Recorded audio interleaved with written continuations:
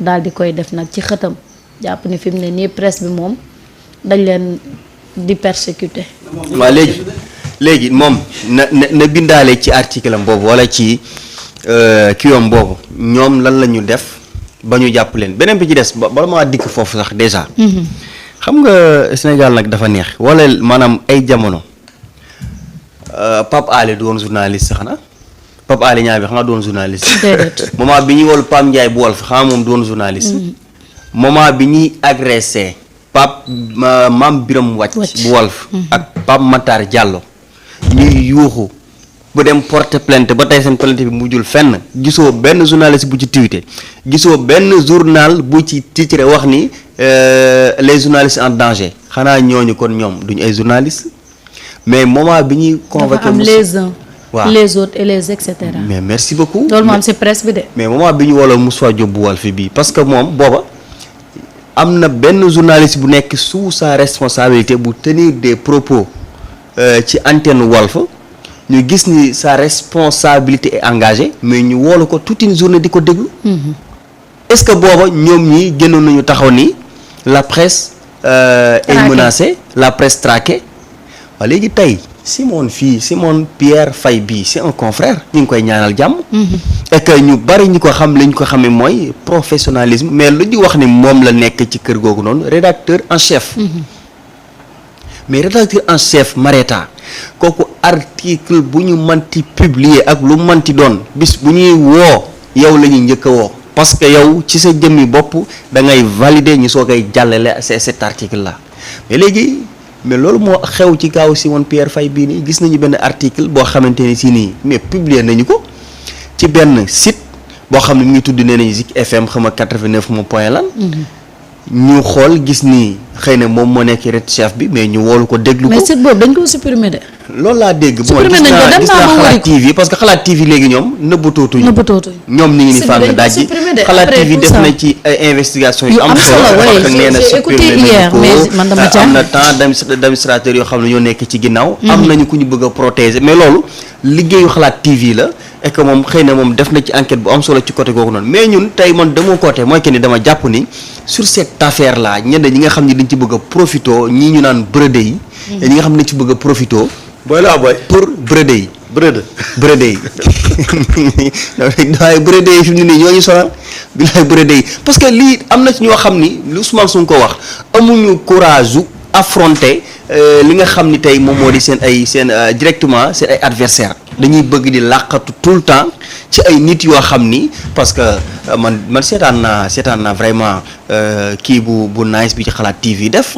et que moom ku ko xam ni nekkul ci ay tappale et que lépp lu muy def parce que nag kaay moo xala tey Xalaat TV lépp lu mu fi def wala ku mu fi défendre buñ ko porter plainte day wuy ji de. ah bien sûr et que moom man dégg naa ko ci vidéo mu wax carrément que ni.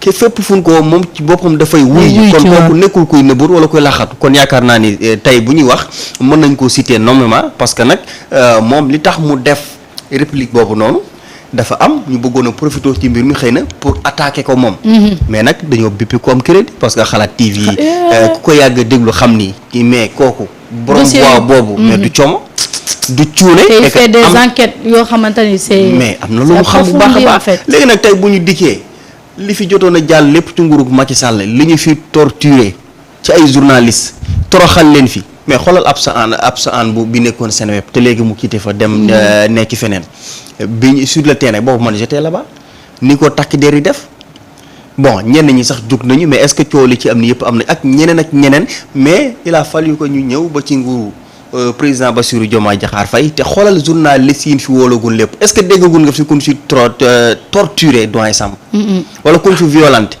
déggagun ko fi xam nga pourtant ba léegi pour man ñi ngi respecté seen ay àq ak seen ay yelleef contrairement ak jamonoy Macky Sall bi nga xam ni un journaliste moom sénégalais fii buñ la jàppaan nga xam. mais Sonko tamit daf si wax sànq lu am solo que ni quand même dootuñu nangu ay diffusion de fausses nouvelles. Sonko dafa sàcc. indil yow firnde bi tax ñu wax ni Sonko dafa sàcc. mais mënoo toog quand même ci penc naan diw moom lii wala diw moom terrain bi diw moo sàcc lii Sénégal a ngi en feu situation politique alarmante te li ngay wax leer na ne la buñ la ci laajee firnde doo ko indi. xam nga ñun on doit se revoir et se réinventer. Ah, bien sûr. Même les slogans yi ñuy utiliser ay slogans yu creux la journaliste en danger.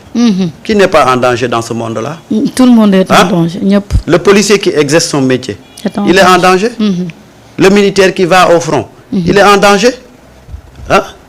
Le maçon qui est sur le toit du bâtiment. Il est en danger. waaye kii xëy c'est-à-dire que dafa am slogan yoo xam ne dugg ci otoom war a dem ci bureau di liggéey sax. mi ngi risque qui n'est pas en danger dans ce monde-là. gisuma ko. C'est-à-dire que il faut pas que ñu jël le journalisme def ko une profession exceptionnelle et vraiment ñun pourquoi on doit être des intouchables pourquoi tey Aliou Top mu ngi nii. du dafa def erreur. ñu daal di koy jàpp tëj ko ñun est-ce que war nañ fee nekk naan ay non le journaliste est en danger non et puis moom fi mu wuteeg ñoom bi mu sentiree ne.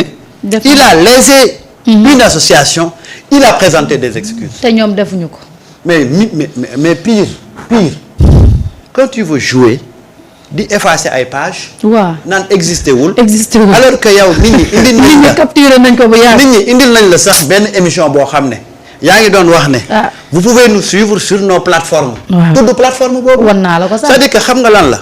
quand il y a erreur. Papa existe depuis 2018. Non, c'est-à-dire que les Sénégalais ne sont pas amnésiques et puis voilà. C'est-à-dire que quand il y a erreur, tu l'acceptes. Si tu dois présenter des excuses, tu présentes des excuses et on avance.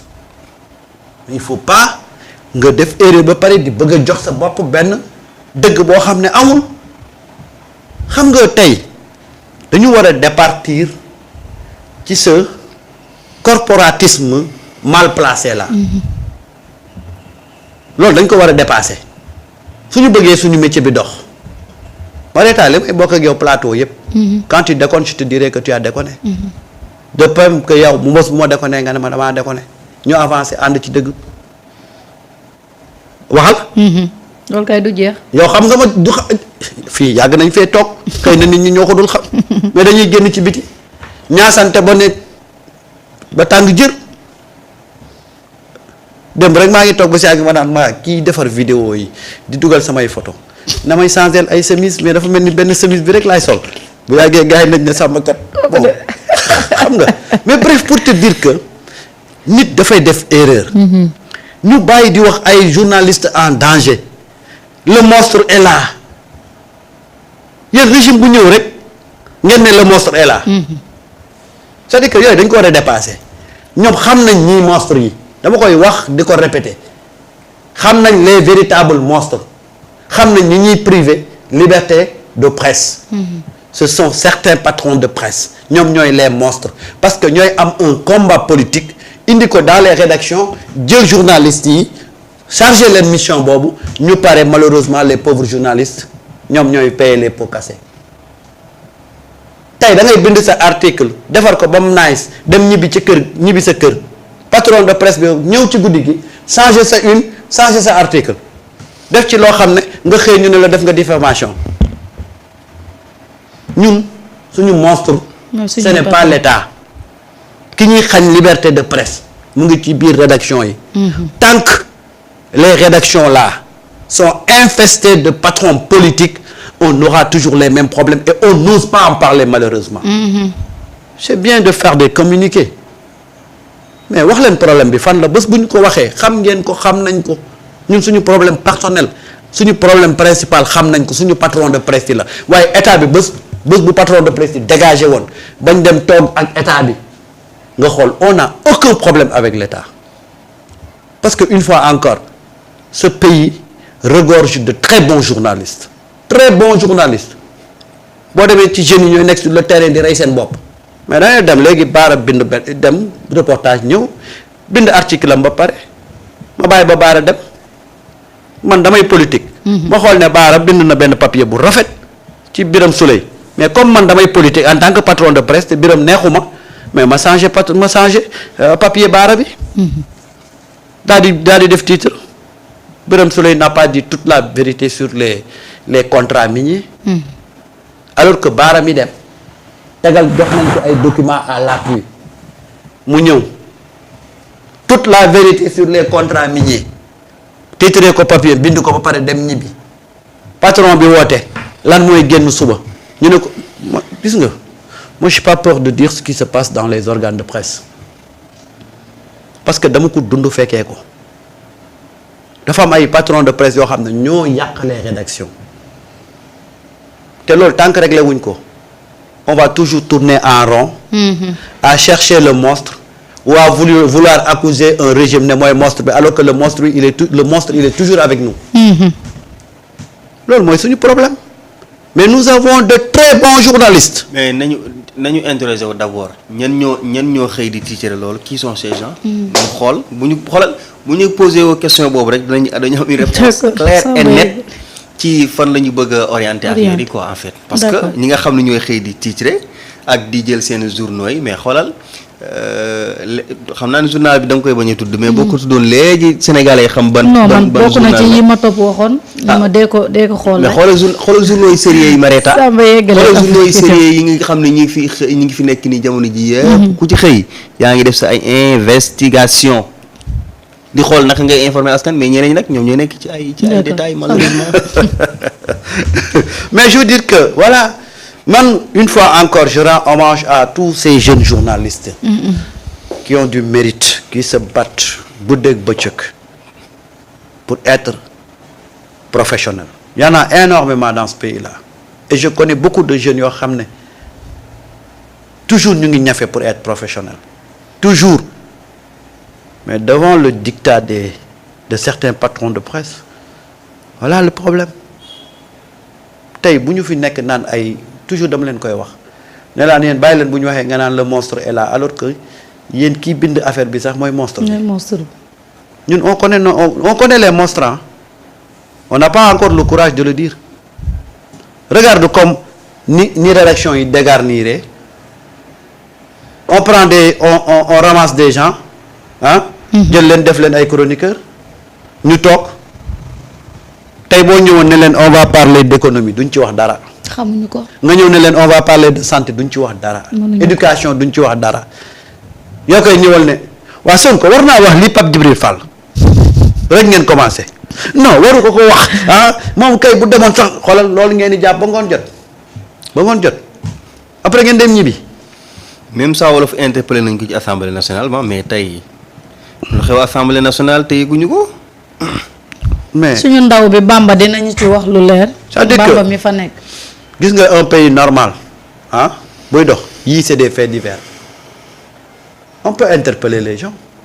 C'est que boo gisoon ci jamonoy Macky Sall buñ ne interpellation nit ñi tiit parce que après dañ koy utiliser yóbbu la tëj la fa def la garde à vue une semaine après dugal la ca jaarale la ca juge ba mu dóor la instruction ci benn détail bu ndaw